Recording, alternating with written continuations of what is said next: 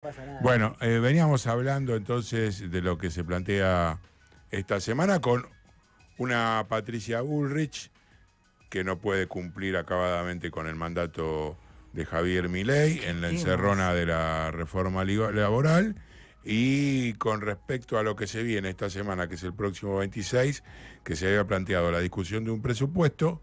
En principio el gobierno que quería ir por todo, retrotrayendo el tema Claro. a diputados, y hoy supuestamente diciendo no, con esto nos conformamos. Claro, es paradójico porque lo que uno tendría que elegir de ese panorama que se plantea es a un Milei que construye su propio abismo, a un Macri que espera que se resbale y un peronismo que delibera o putea por lo bajo para ver cómo queda parado frente a los problemas del otro, ¿no? Entonces, ahí lo que uno encuentra es que por un lado, como bien acabas de decir, Patricia Bullrich fue encargada o le encomendaron que llevara el viernes las reformas de lo que no pudo sostenerse con el capítulo 11 en diputados y las ingresara por la comisión de presupuesto en esa misma jornada. A mí me contaron que pusieron a laburar contrarreloj a la secretaria de Legal y Técnica, a María Ibarzábal Murphy, que se apuró, que hizo todos los garabatos que podía.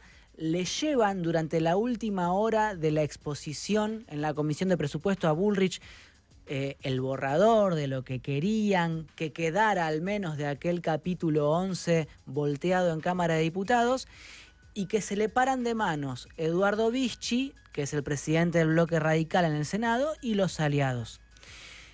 Y le dicen no, Patricia, de ninguna manera. Por supuesto que ahí en la oposición algunos celebran que trastabille Bullrich. Entiendo que la que más festeja es la vicepresidenta Victoria Villarruel. Le estaban saliendo los colmillos en ese momento. Porque claro, Villarruel lo que vio todo el tiempo es que Karina Milei mandaba a Patricia Bullrich a esmerilarla a ella misma, a la vicepresidenta. Entonces, cada desgracia que le acontezca de aquí en adelante a Bullrich, cada traspié que le toque atravesar a Bullrich, es festejado como un gol de parte de la vicepresidenta, o por lo menos es festejado bajo la frase, viste, yo te avisé, porque en algunas de las reuniones que han tenido la vicepresidenta y la presidenta del bloque libertario, ya le había avisado Villarruel, Patricia, no te tires arriba de la granada, advirtiéndole que la iban a usar como ariete contra ella y nada más, y que la iban a dejar tirada. De hecho, lo que me cuentan entre los aliados es que Patricia Bullrich había prometido un aumento del presupuesto para el Senado, para la casa del Senado, para bienes de uso de la Cámara, aumento de sueldo, aumentos de sueldo, recursos, más personal, lo que fuere. A Martín Menem, por ejemplo, Karina Milei se lo habilitó. En el presupuesto le pusieron un aumento para las partidas de la Cámara de Diputados, para contar con más recursos. A Patricia Bullrich se lo prometieron, pero después le mandaron un presupuesto en cero aumento para la Cámara de Senadores. Cuando los senadores vieron eso, dijeron, hey, Patricia, vos garantizaste que la papota iba a estar. Y no estaba. Entonces, no estaba la crocante. Bullrich tuvo que volver a la Rosada a hablar con la mesa política, con Karina ausente, y ahí le prometieron a Bullrich una adenda, un agregado que ponga por la ventana lo que no habían metido por la puerta respecto del aumento para el Senado. Y de todas formas, y a pesar de eso,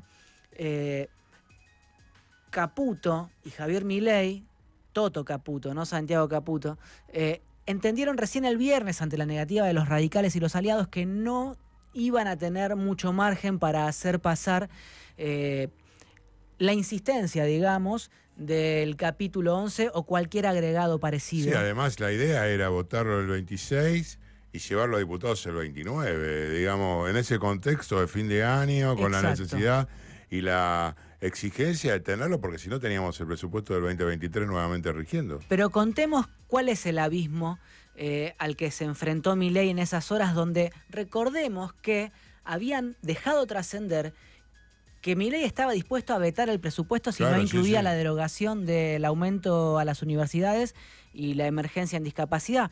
¿Qué pasó en el medio? Bueno, primero la negativa que le acabo de contar de los radicales y los aliados a incorporar cualquier tipo de agregadito. Bullrich, por lo que me cuenta una senadora, el sábado de la mañana estaba, pero rompiendo los teléfonos, mensajeando por WhatsApp, insistiendo con las incorporaciones, y los senadores se le pararon de manos y convocó Bullrich a un Zoom a los representantes de los 44 senadores antiperonistas. Son 44 no peronistas y 28 peronistas. Eso da 72 en total, que es justamente la cantidad exacta que componen la Cámara. Bueno, en ese Zoom los senadores volvieron a decirle a Patricia: no hay voluntad de incorporar nada. Pero antes de eso, para que declinara su persistencia Toto Caputo, sucedió que Diego Santilli llevó a la casa de Cristian Ritondo el viernes por la tarde a Martín Menem, para que Menem le pidiera disculpas personalmente a Ritondo de local, ¿no? Ritondo, por supuesto, enardecido, le decía: yo voy a ir al Poder Judicial. Claro, efectivamente presentó el amparo.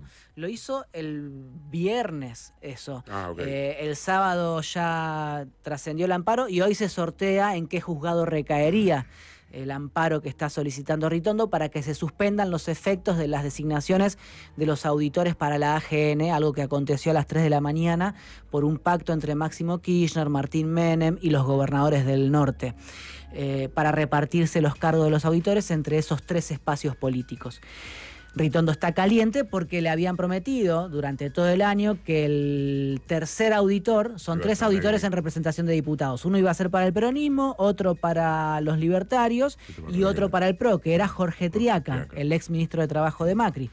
Bueno, lo cierto es que terminó siendo uno para Juan Ignacio Forlón, amigo de Máximo Kirchner, otro para Pamela Caletti, que es punto de Gustavo Sáenz, el gobernador de Salta, y el tercero es para Rita Mónica Almada, que es una, digamos, histórica radical que integró los gobiernos de Fernando de la Rúa en la ciudad y en la nación, pero después pegó su saltito al macrismo. Y es una asesora muy conspicua dentro del PRO, que sabe muchísimo de cómo defender, por ejemplo, la fuga de divisas. Escribió un libro con la asesoría... ¿Del PRO o de la Libertad? No, es muy conspicua colaboradora del PRO, pese a que ahora está dentro del Ministerio de Economía bajo la pata o el paraguas de Toto Caputo. Pero ella es histórica radical, fue asesora de senadores radicales, integró, insisto, gobierno de la Rúa en la ciudad, gobierno de la Rúa en la nación, fue directora del Banco de la Ciudad, después pasó a asesorar al PRO y la llevó Toto Caputo bajo el gobierno libertario al Ministerio de Economía. Y es una persona técnicamente muy preparada, hasta para justificar la fuga de divisas, diciendo que no es fuga de divisas, y hasta escribió un libro con ese tema, asesorada, por supuesto, por Toto Caputo y Federico Sturzenegger. Es un cuadrazo de ellos, de la derecha más brutal, tiene digamos. Una mácula más importante igual, ¿no? Bueno. Una mácula importante que fue sacar su dinero del corralito 24 horas antes que se anuncie. Exacto, como era justamente directora del Banco Ciudad, había depositado 3 días antes de que se anuncie el corralito, o unos días antes de que se anuncie el corralito, creo que $300.000. $315.000 creo que era la cifra. Y 1 o 2 días antes que se anuncie el corralito, los retira, los había depositado en un plazo fijo. No se puede retirar cuando uno quiere la plata de un plazo fijo. Ella, como tenía información privilegiada y era directora del Banco Ciudad y tenía sus influencias, logra sacar la guita. Aníbal Ibarra, que era por entonces el jefe de gobierno de la ciudad, la raja del Banco Ciudad. Bueno, pero más allá de esta anécdota, lo que quiero decir es que Almada es tan representante de los libertarios como del PRO. Por supuesto que esto no lo explica así Martín Menem, es lo que uno infiere a partir de la información que consigue, pero hasta le diría que Macri puede darse por satisfecho con la designación de Almada al frente de la AGN porque implicaría que no va a revisar nunca lo actuado con la toma de deuda durante Cambiemos. También estaría complacido si hubiera sido Triaca, pero bueno, la excusa de que no fue Triaca y fue Pamela Caletti en acuerdo con Máximo Kirchner le sirve al PRO para petardear al oficialismo. Y lo que me cuentan es que Menem se junta con Ritondo en la casa de Ritondo con la mediación de Santilli. Y Ritondo le dice, y acá es donde justamente Milei se asoma al abismo y dice, frenemos, Ritondo le dice a Menem, yo no tengo 6 diputados para sesionar el 29 y el 30 de diciembre si ustedes hacen modificaciones en el Senado.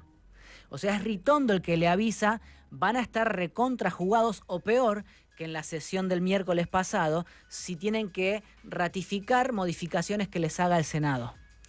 Entonces, por eso declinan la intención de las modificaciones. ¿Vos te parece mucho más cercano a eso, a tener la posibilidad de efectivamente conseguir los votos que faltaban para aprobarla? También es verdad que no tenían los votos en el Senado, pero mientras sucedía esta reunión, me dicen que los operadores del oficialismo reventaban los teléfonos de los gobernadores para pedir un último favor en el Senado.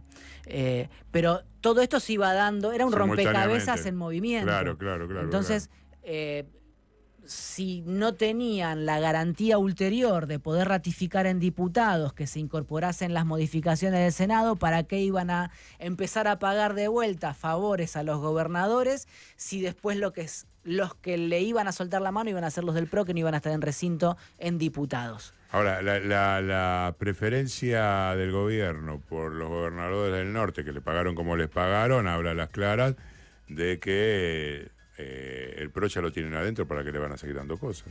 También es buena esa observación, pero al final no está tan adentro el PRO, o encarece su boleto cada vez que hay una ley importante, y es lo mismo que hacen los gobernadores.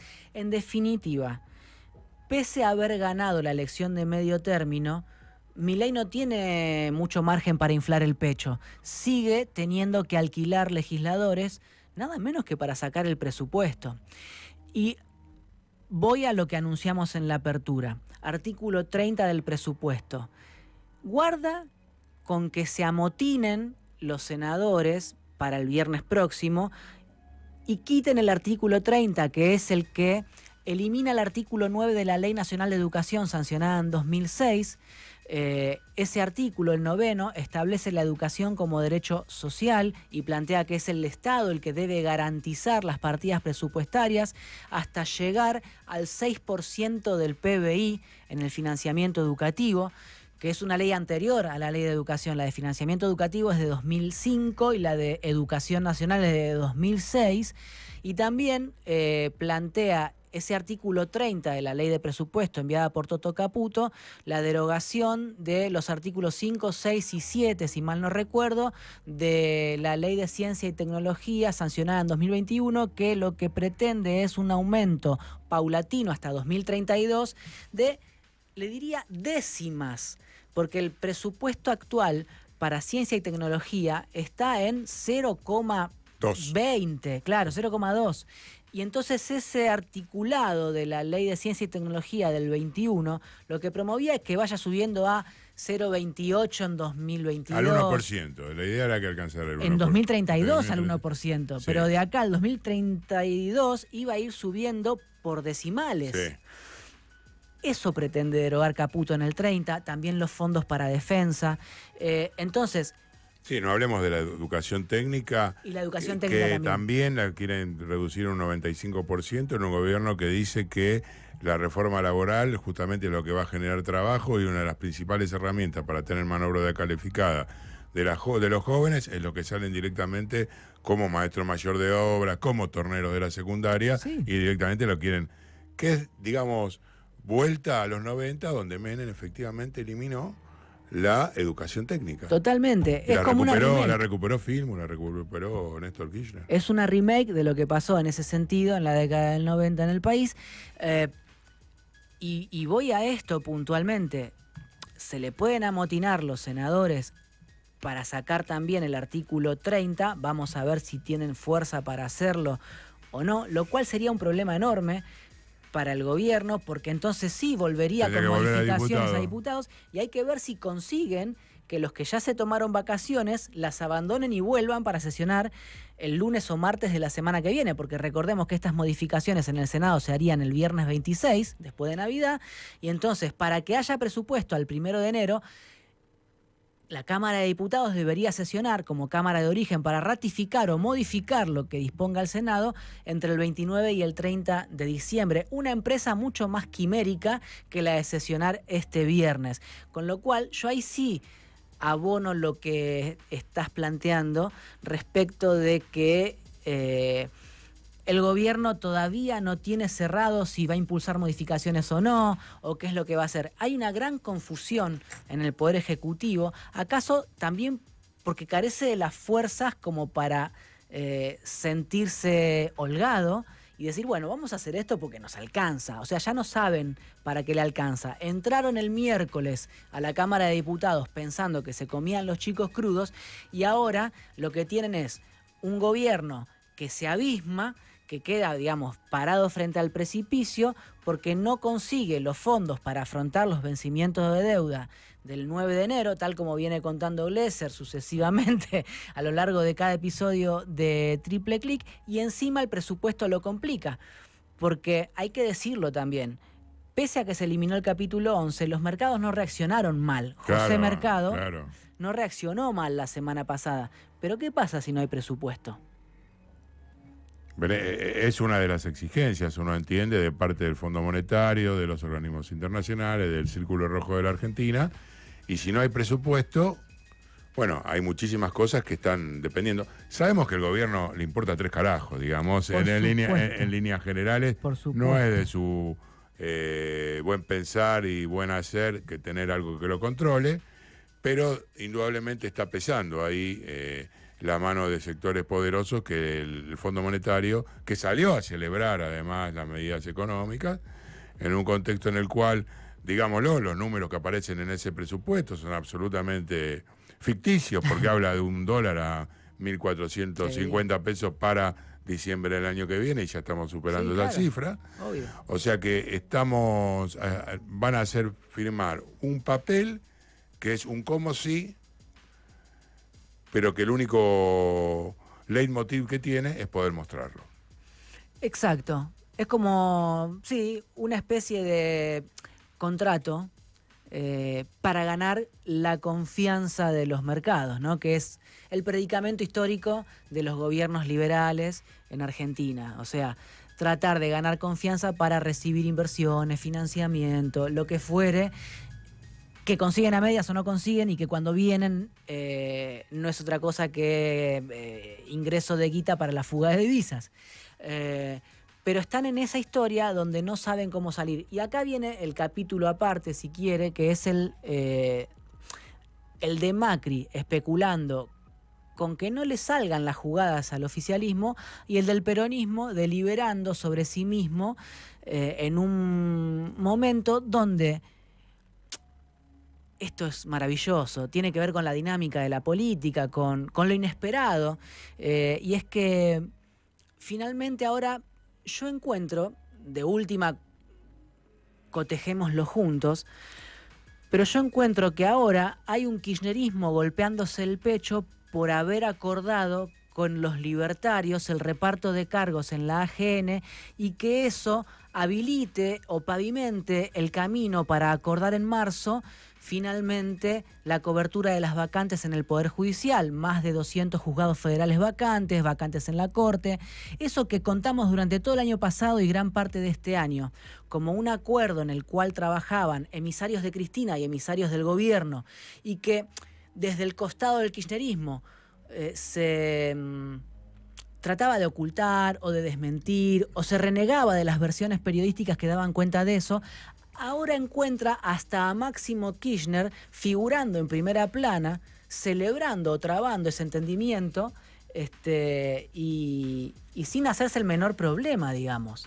Sí, creo que ahí, en medio de un contexto en el cual Milei tiene que salir a defenderse por el acuerdo con el kirchnerismo, que indudablemente es una baja importante en el discurso del gobierno, Sí. por lo menos para el sector más adherente, más libertario, efectivamente, más efectivo, pero que desde el punto de vista político es lógico, de alguna manera, que se dialogue y llegue a ese tipo de acuerdos, que además, por otro lado, le correspondía al kirchnerismo, Sí. le correspondía a la Libertad Avanza, por supuesto que la definición de Caletti de la tercera pata Sí. en no estaba tan clara, y yo creo de mí que indudablemente la definición, si llega a ver la metida de cuña de Macri en la justicia, puede llegar a tener algún resguardo, pero es difícil que acontezca porque el Congreso puede darse sus propias normas, Obvio. sus propias leyes, y esto no tiene que estar efectivamente planteado en una sección extraordinaria como para que se lleve adelante. Absolutamente. Además, sería raro que el Poder Judicial se entrometa en una decisión del Poder Legislativo. No digo que no pueda ocurrir. De hecho, ha ocurrido. Por la influencia de Macri, digamos. Pero sería raro que siga ocurriendo ahora que el gobierno, o digamos los resortes del gobierno en el Poder Ejecutivo no están en manos del peronismo, sino de una expresión liberal, ¿no? O neoliberal. Pero sí agrego, más allá de que efectivamente el reparto indicaba que debía ser, por lo menos, para alguna de las terceras contemplando tanto al peronismo como a los libertarios por la composición de la Cámara, este entendimiento va más allá. Y al interior del peronismo lo que provoca es, de nuevo, la bronca de los gobernadores peronistas, no solo Jaldo, Jalil, que son los peronistas que colaboran con Milei, sino de gobernadores peronistas que no sacan los pies del plato, como pueden ser desde Infrano, Quintela hasta Kicillof, que lo que facturan es que Cristina Kirchner, con la legitimidad de su gravitación dentro del peronismo, tensó con los gobernadores y coló a Máximo Kirchner en la negociación para negociar en favor de la cámpora o del cristinismo, algo que en política también es legítimo. Es como si los gobernadores patalearan por lo que no pudieron conseguir ellos para sí mismos, o para su sector o para su espacio, pero que en definitiva, para mí, reaviva las fricciones entre los distintos sectores del peronismo, ¿no? Y no hay que dejar de prestar atención a que la semana pasada se juntaron en la Casa de la Pampa 6 gobernadores de Fuerza Patria sin la cámpora. Entonces, en el marco de las negociaciones por el PJ bonaerense, que se dan al mismo tiempo que las negociaciones con el gobierno libertario para ocupar cargos o palancas institucionales que favorezcan a una estrategia defensiva de Cristina Kirchner, lo que se reaviva es la pelea interna Kicillof versus la cámpora.